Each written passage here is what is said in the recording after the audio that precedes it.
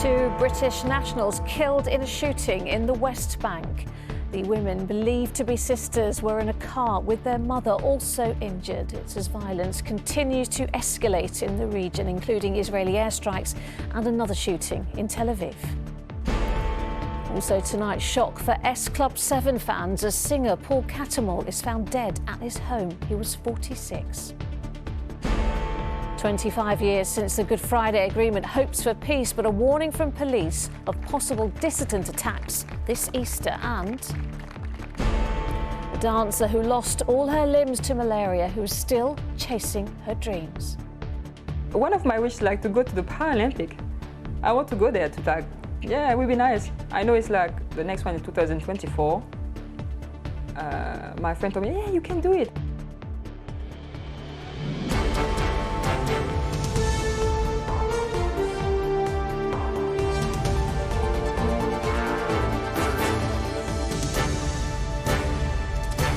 This is ITV News with Lucrezia Millarini. Good evening. It's been confirmed tonight that two women killed in a shooting in the occupied West Bank were British Israeli citizens. It's thought they were sisters. The attack took place after fresh clashes in the region, with Israeli forces carrying out airstrikes on southern Lebanon and the Gaza Strip. And there was further violence tonight, with at least one person killed and several injured in a suspected terror attack in the Israeli city of Tel Aviv. With the latest, here's Shihab Khan. This, the wreckage of the car in which two British-Israeli dual citizens were travelling when they were shot at and killed in the occupied West Bank. Sisters in their 20s travelling with their mother, being airlifted here after she was also injured. The victims of the ever-increasing escalation in the Middle East. While the Foreign Office called for a de-escalation, hours later reports of another terror attack, leaving one dead and 6 wounded in Tel Aviv. It comes after Israel retaliated to a rocket attack by carrying out these airstrikes in Lebanon and the Gaza Strip.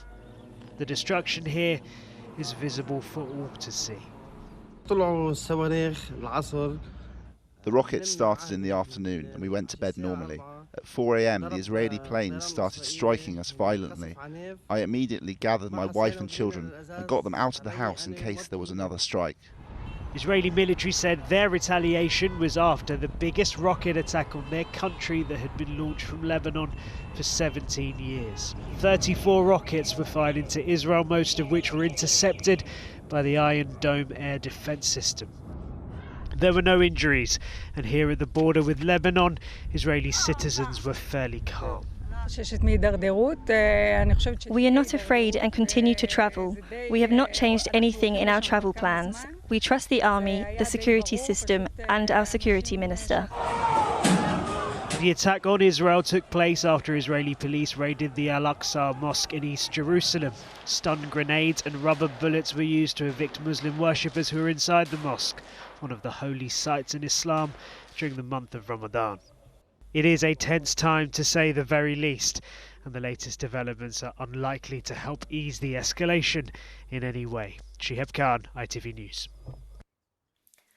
Well, here, S Club 7 fans were left in shock today when it was announced that one of the group's stars, Paul Cattermole, had died at the age of 46.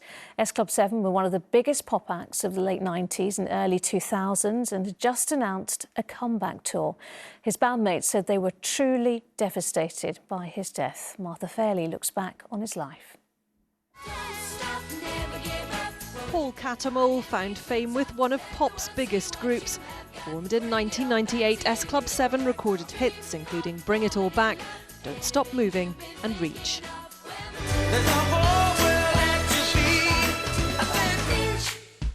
He left the band in 2002 to pursue a solo career, and a year later the group disbanded.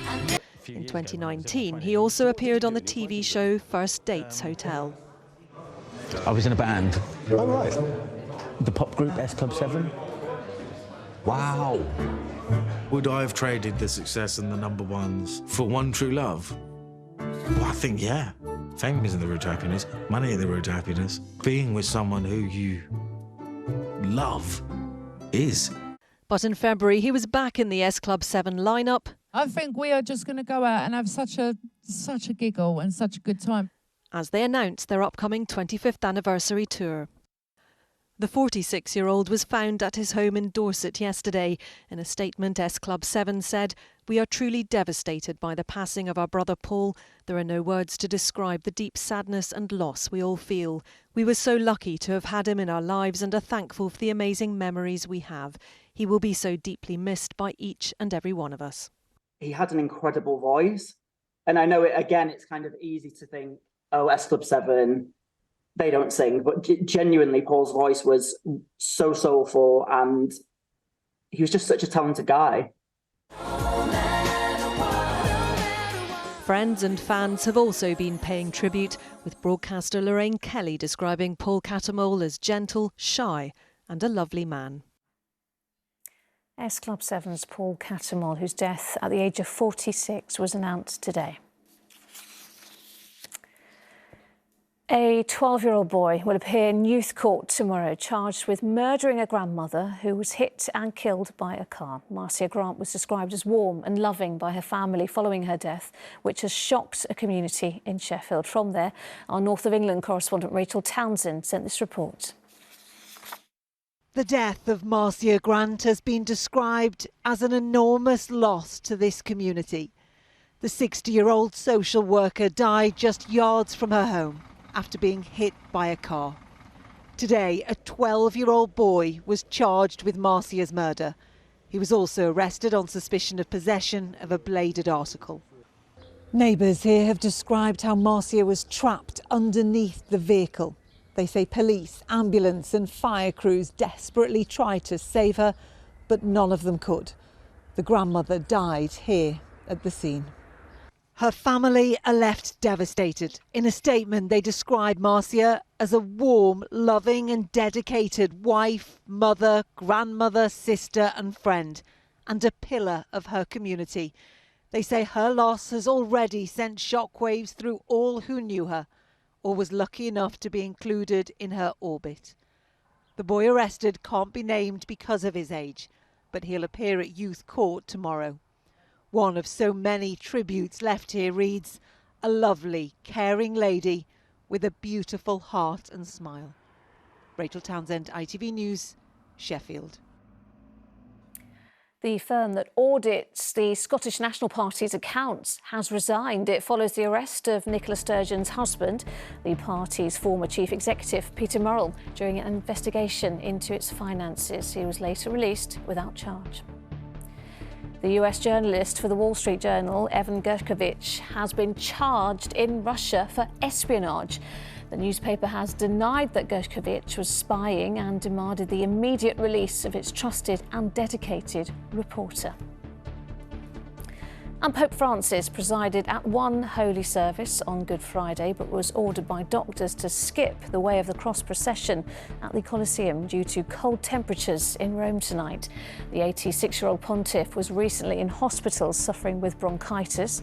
Instead, he's watched tonight's service from his home in the Vatican.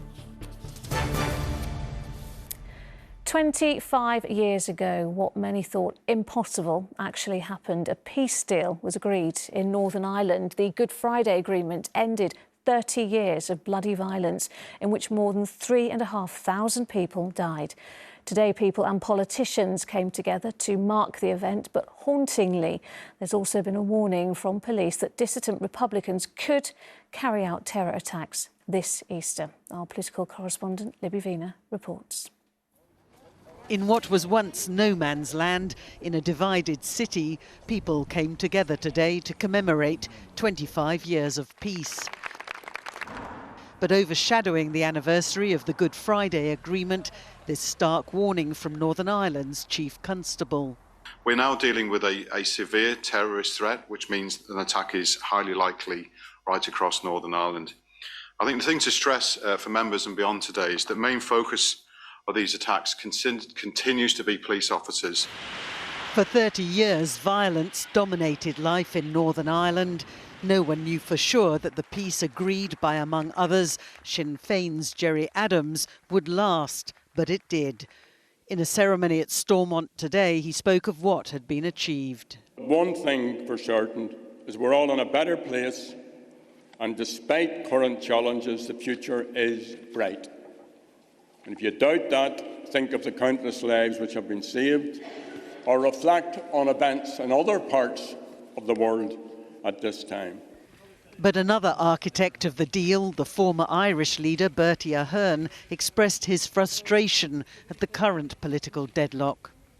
Personally, I don't think it's sustainable, desirable or fair to the people of Northern Ireland that the institutions of the Good Friday Agreement are not working. So I just wish those who have the power nowadays to make these things happen will do so very quickly when these few weeks are over. Anthony Abbott, Alexander Abercrombie. In Dublin today, another tribute reflecting the scale of the suffering as the names of the more than 3,500 people who died were read aloud. William Atwell. Libby Vina, ITV News. On to sport now, and Rory McIlroy's hopes of completing golf's Grand Slam of majors this weekend are all but over. He's continued to struggle in his second round at the Masters at Augusta. The world number 2 ended the day on 5 over par and looks almost certain to miss the halfway cut. The Masters is the one major McIlroy has yet to win. Football, and Burnley are celebrating promotion back to the Premier League tonight. Ready. Almost 12 months on from the turf, more tears. The Burnley wounds have healed. A victory at Middlesbrough by 2-1 confirmed Burnley's promotion a year after relegation from the top flight. Conor Roberts scored the winning goal. Promotion marks a triumphant first season in charge of the club for former Manchester City defender Vincent Kompany. And finally, dance enthusiast Tatiana could easily have given up on her dreams when she lost her limbs after contracting malaria. But her determination to hit the dance floor again has sparked a campaign to fundraise for new prosthetics. And she isn't stopping there and now dreams of competing at the Paralympics. Alex Beresford has her story. Full of energy with a real zest for life, Tatiana has travelled the world dancing Kizomba, but tragedy hit just under a year ago upon her return from a dance festival in Angola. This is the devastating damage of malaria. The 35-year-old is now a quadriplegic and is coming to terms with her new life. A normal rate of malaria will be like 4% of the bacteria in your blood, but I got 18%. They never seen something like that. And then, yeah, so like they said, to my friend that I'm going to literally die. Despite all this, her heart and soul still lives for Kizomba. Tatiana sees a huge part of the Kizomba dance community, and her absence has left a huge hole. It was tough. But like I said, she was so strong that it made us be strong for her. What do you want for her? I want her to be able to keep living, and she said herself that she just want to dance again. So this is why we got together to help her buy new legs, a new arm. The hefty cost of new legs alone is around £60,000, but it would be priceless for her friends to see her on the dance floor. I just want to dance again. I want to dance, travel. Tatiana's dream may seem a far reach, but her fierce ambition does not stop at dancing, but perhaps a new competition of a different kind. And honestly, one of my wishes is to go to the Paralympic. I know it's the next one in 2024. My friend told me, yeah, you can do it. Tatiana could have never imagined what the last year would have looked like, but hopefully she makes it to Paris 2024. Alex Beresford, ITV News. And that's it from everyone. Good night. Have a great Easter.